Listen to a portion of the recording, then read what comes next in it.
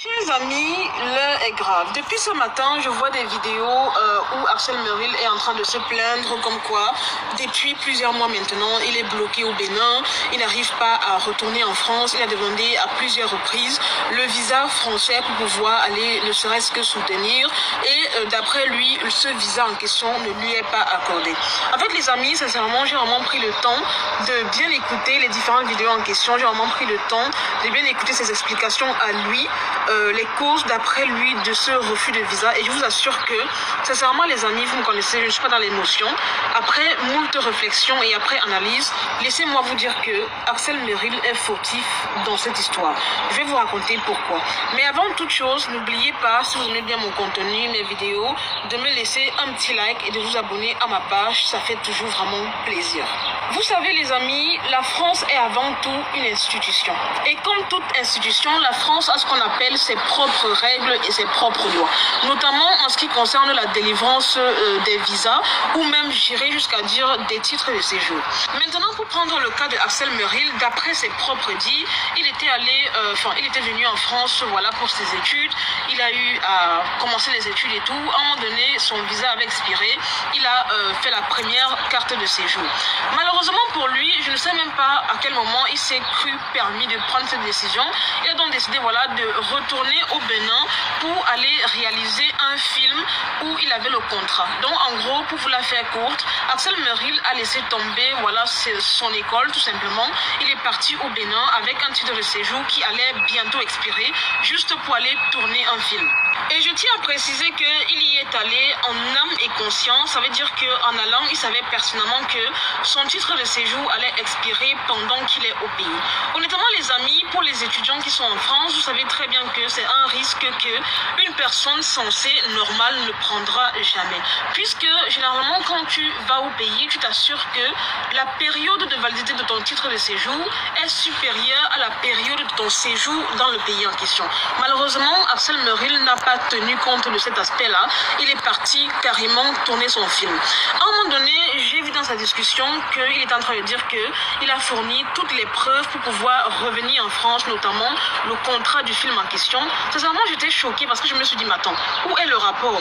Tu ne vas pas dire à un consulat que j'ai laissé tomber mes études, j'ai quitté la France en cours d'année parce que j'avais eu un contrat d'un film. C'est insensé. C'est insensé pourquoi? Parce que quand tu demandais ton visa long séjour, tu partais voilà pour des études. Maintenant que tu as obtenu le visa en question, tu étais censé y rester jusqu'à la fin de tes études en fait. À quel moment est-ce que tu quittes la France, tu laisses tomber tes études pour aller soi-disant faire, je sais pas moi, un film en fait. Et de surcroît, tu veux utiliser ce prétexte-là pour redemander un visa. Mais c'est clair que on va te le refuser. Ça n'a rien à voir avec des blocages. J'ai vu dans le live, les gens disaient que non, il se pourrait que quelqu'un est en train de le bloquer là-bas. Absolument pas. Réveillez-vous et soyons un minimum logique. Maintenant, je vais rebondir sur le deuxième cas dont il a parlé, à savoir le passeport talent.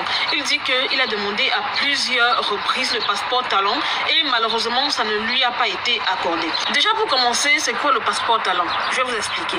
Les amis, pour ceux qui ne le savent pas, le passeport talent est généralement accordé à des étrangers résidant en France, voilà, qui ont un talent comme son nom l'indique. En gros, généralement, c'est sur des métiers qui sont un peu rares et inaccessibles ici en France. Ça peut être de l'ingénierie, comme de l'informatique, etc.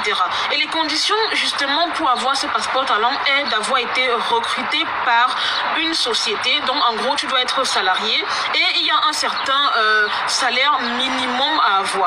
Dans sa vidéo, Axel Merrill dit avoir le double de ce salaire. Mais en fait, j'ai envie de te dire, tu as le double de ce salaire. Est-ce que ce salaire provient de tes activités sur Internet ou alors est-ce que ce salaire provient d'une activité liée au fait que tu es salarié dans une entreprise? Ça, c'est la première question. La réponse est bien évidemment non, puisque dans la vidéo en question, comme tu dis que le monsieur t'a demandé combien est-ce que tu avais à part tes revenus sur Internet. Et à cette question, toi-même tu as répondu en disant que si tu enlevais tes revenus sur Internet, il ne te restait plus rien. Donc, sincèrement, tu n'es pas du tout éligible au passeport talent. Arrêtons un peu souvent de vouloir parler avec des émotions. Je sais que ça fait mal. Je sais qu'à un moment donné, tu vas te dire que oui, il y a quelqu'un qui m'en veut, il y a quelqu'un qui bloque mes dossiers là-bas à l'ambassade, blablabla. Mais ça n'a rien à voir. Ça n'a absolument rien rien à voir. Comme je le dis et je le répète, la France est une institution et comme toute institution, elle a ses règles et ses lois. Et je dis personne, je dis bien personne ne peut y déroger. Dans ton live, j'ai entendu la personne avec qui tu étais en live qui disait que oui, pourquoi on n'accorde pas le passeport talent à Axel alors qu'il a un talent, il a de la notoriété sur les réseaux sociaux. Ça n'a absolument rien à voir. S'il vous plaît les amis, arrêtons de mélanger tout et n'importe quoi. Arrêtons de mélanger tout. Quand tu vas déposer ton titre de séjour ou la demande de ton passeport talent, on va pas regarder que tu as 1 million d'abonnés sur Facebook. On va pas regarder que tu fais 2 millions de vues sur YouTube. Absolument pas. On regarde les conditions. Est-ce que tu as rempli tel ou tel critère? Si la réponse est oui, alors tu as ton passeport talent. Si la réponse est non, alors tu ne l'as pas. Et en l'occurrence, pour ton cas, Axel Merrill, tu sais très bien que tu ne remplis pas les critères. Parce que je ne sais pas à quel moment tu t'es dit que tu vas comptabiliser tes revenus d'Internet comme étant les revenus gagnés par le salariat. Non. Donc, Axel Merrill, honnêtement, je compatis énormément à ta situation, mais il ne faut absolument pas venir faire la victime sur les réseaux sociaux parce que cette situation, c'est toi qui l'as voulu. Comme je le dis et je le répète, tu avais un titre de séjour valide quand tu étais en France. Tu as décidé de ta propre personne de rentrer pour aller tourner un film, en fait, sachant pertinemment que ta carte de séjour allait expirer. Et nous tous, nous savons qu'ici en France, en fait, il ne faut absolument pas faire ça. Mais tu as pris le risque de le faire. Tu savais très bien sur quoi tu comptais. Hein? Donc, il ne faut pas venir manipuler les gens en disant que oui, on te refuse le visa parce que si ça n'a rien à voir. Tu ne remplis pas les conditions pour le passeport talent. Et concernant, en fait, le visa, ils ont tout simplement vu que tu n'as pas été sérieux. On t'a accordé un visa, premièrement, pour aller faire tes études. Tu n'as pas terminé. Bim, tu t'es retrouvé à aller faire des contrats au Bénin d'un film. C'est normal que quand le consulat, quand il analyse ton dossier, il voit que tu n'es pas sérieux, en fait. Et la partie même où tu dis que non, tu ne comprends pas, puisque tu as énormément d'argent dans ton compte bancaire, où est le rapport? Où est le rapport? Sincèrement, où est le rapport? D'autant plus que je suis persuadée que actuellement tu es en train de demander ce qu'on appelle un visa long séjour étudiant, puisque tu ne peux pas demander le visa travailleur puisque tu n'es pas en train de travailler. Hein? Ils vont te demander justement tous les justificatifs qui prouvent que tu veux revenir en tant qu'étudiant, étant donné que tu as déjà un dossier qui est plus ou moins sale. Tu as sali ta réputation à l'ambassade en rentrant et en ayant un titre de séjour expiré, en n'ayant pas fini ton année. Sincèrement, j'ai envie de te dire que c'est mort, hein? C'est mort, sincèrement. Et c'est pleinement de ta faute, en fait. Sincèrement, je te le dis pour que tu puisses remédier à ton dossier. Je ne vais pas faire partie de ceux-là qui vont venir te caresser. Non, ils te veulent du mal. Il y a quelqu'un à l'ambassade qui te coince. Non, c'est de ta faute, en fait.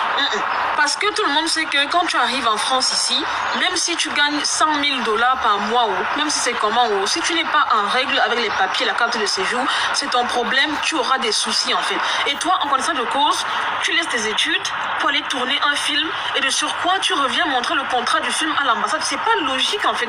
Mais ils s'en fichent, en fait, que tu sois parti tourner ton film. C'est ton problème. Le problème est que dans ton contrat qui a été signé avec l'ambassade, parce que oui, demander un visa, c'est un contrat, tu as promis que tu venais en France pour tes études. Donc, une chose en entraînant une autre, tu as laissé les études, tu es rentré faire un contrat, maintenant tu veux revenir soutenir. En gros, ils se disent que tu as fait passer ta vie perso qui était au Bénin en premier lieu, voilà, vis-à-vis de tes études. Donc ils se disent que ok, comme tu as choisi ta carrière, bah continue ta carrière, puisque ils se disent que tes études en fait ce n'était qu'un prétexte pour aller en France en fait, et avec raison. Donc sincèrement, toutes ces personnes là qui sont en train de t'encourager, disant que non, c'est parce que tu as la notoriété, tu devrais tout avoir, ça n'a absolument rien à voir. Ça n'a rien à voir. Honnêtement, la France n'est pas là pour voir que non, c'est qui Axel Merrill, il a fait quoi. Si tu n'es pas en règle, ils ne vont rien te donner. C'est comme ça qu'ils fonctionnent en fait. Et on s'en fout de ta personne, de ta notoriété, non. Et tu sais pertinemment